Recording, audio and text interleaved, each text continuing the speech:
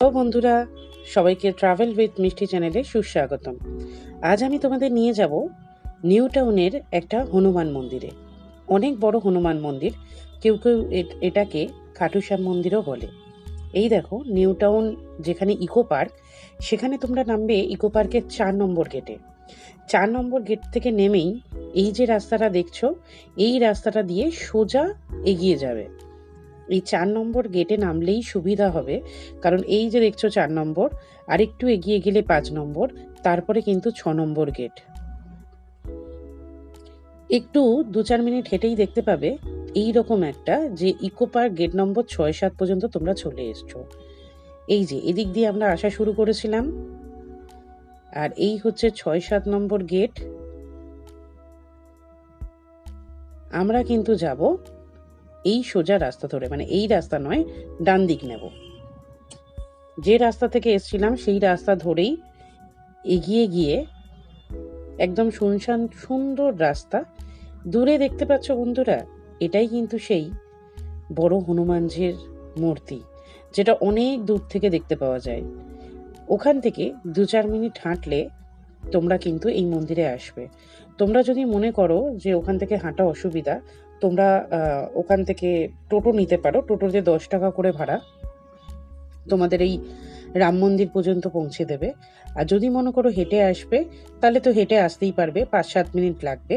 আর যদি তোমরা গাড়ি নিয়ে আসো, তাহলে তো একেবারেই পৌঁছে যাবে। এই যে 3 মাথার একটা মোড় দেখতে পাবে, এইভাবে টার্ন নিচ্ছে, এইভাবেই কিন্তু টার্ন নিতে হবে। এই যে দেখুন, মন্দিরটার কাছাকাছি চলে আসছি। যারা 4 চাকা নিয়ে গেছে তারা সহজেই এই রাস্তায় পৌঁছে যেতে পারবে।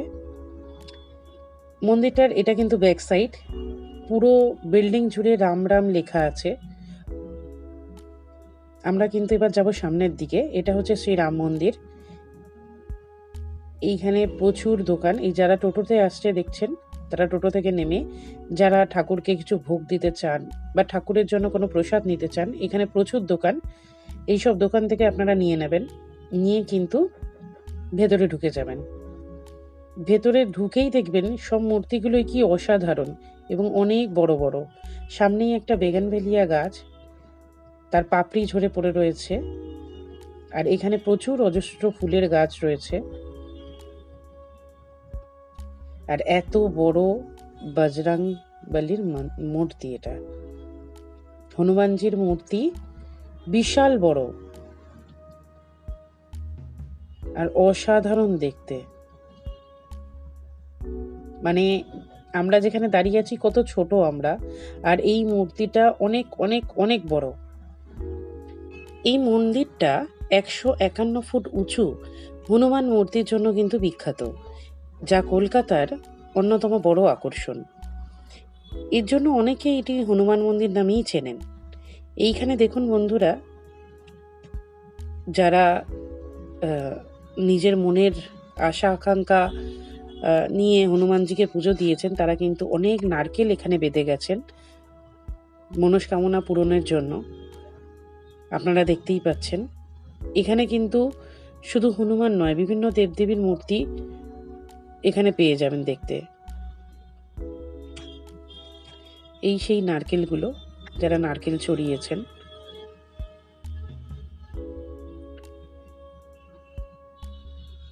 এইখানে হচ্ছে একটা ঘর, একটা হল ঘর টাইপের আছে। যখন এখানে কথা গান হয়, অনুষ্ঠান হয়, তখন কিন্তু এইখানে বসেই কথা গান অনুষ্ঠানগুলো হয়।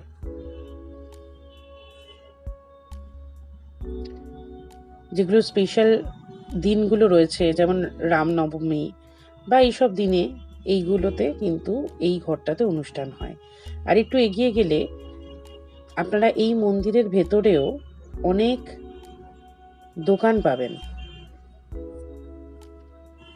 যে দোকানগুলোতে প্রসাদ সামগ্রী, ধূপ ধুনো, মোমবাতি এগুলো কিনতে পাওয়া যাবে। সেটা বাইরে থেকে না নিলে এই মন্দিরের ভেতরের থেকেই নিতে পারবেন। এখানে শুধু যে হনুমান মূর্তি আছে এত বড় তা নয়, এখানে কিন্তু একটা বড় শিব মূর্তিও আছে। দেখাচ্ছি বন্ধুরা, এই হচ্ছে সেই বড় শিবের মূর্তি।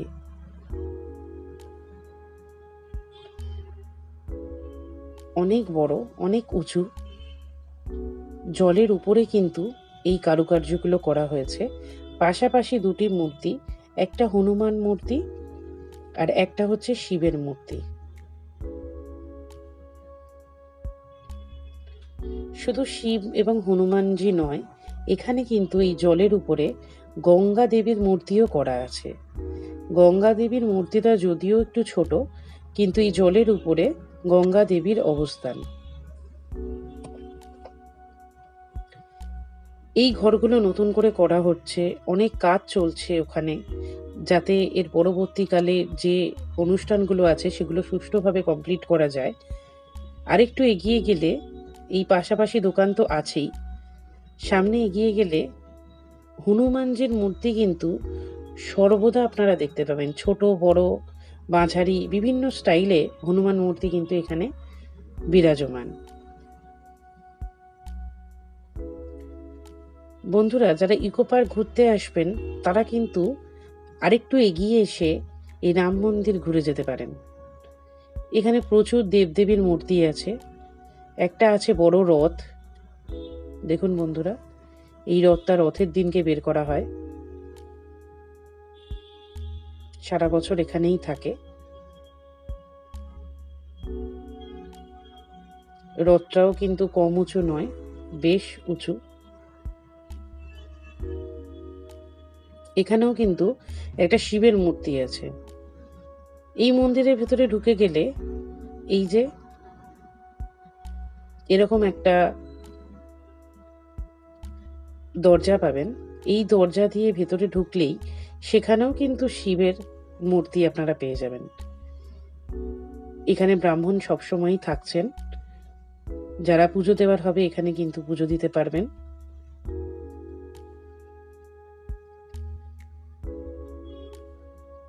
অসাধারণ কারুকার্য। এটা হচ্ছে খাটু শ্যাম বাবার মন্দির, তার পাশেই রয়েছে। এই মন্দিরটা কিন্তু সকাল 5টা থেকে দুপুর 12টা পর্যন্ত খোলা থাকে এবং বিকেল 3টে থেকে রাত্রি 9টা পর্যন্ত খোলা থাকে। তো বন্ধুরা, যারা আসবেন তারা কিন্তু ওই সময়ই আসার চেষ্টা করবেন।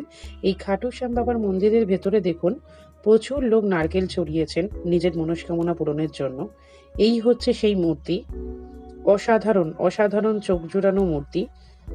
যেহেতু ওখানে লাইট প্রচুর, তার জন্য ক্যামেরায় একটু অসুবিধা হয়েছে ছবিটা তুলতে। তো যারা এই ভিডিওটা করার উদ্দেশ্যই যে আপনারা অন্তত একবার ঘুরে আসবেন। মন ভালো করা এবং শান্তির একটা জায়গা হচ্ছে এই মন্দির। উপরে কারুকার্যগুলো হচ্ছে ঠিক এই রকম, একটা বড় ঝাড়বাতি আছে। আমি আমার ভিডিওতে যথাসম্ভব দেখানোর চেষ্টা করলাম বন্ধুরা, এরপর কিন্তু আপনাদের নিজেদের গিয়ে দেখতে হবে। আর এখানে কিন্তু অনবরত কাজ চলছে, রং হচ্ছে, মন্দিরটিকে আরো সুন্দর করে, আরো সুন্দর কারুকার্য করে তোলা হচ্ছে।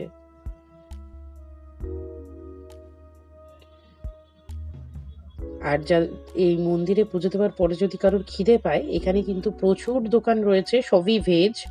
ঠিক আছে, ভুট্টা থেকে ফুচকা থেকে যেটা মন চাইবে আপনারা কিন্তু খেতে পারেন। তো বন্ধুরা, আজকের মতন আমার ভিডিও এই পর্যন্তই। পরবর্তীকালে দেখা হবে নতুন ভিডিও নিয়ে। ততক্ষণ সবাই ভালো থাকবেন, সুস্থ থাকবেন। জয় শ্রীরাম।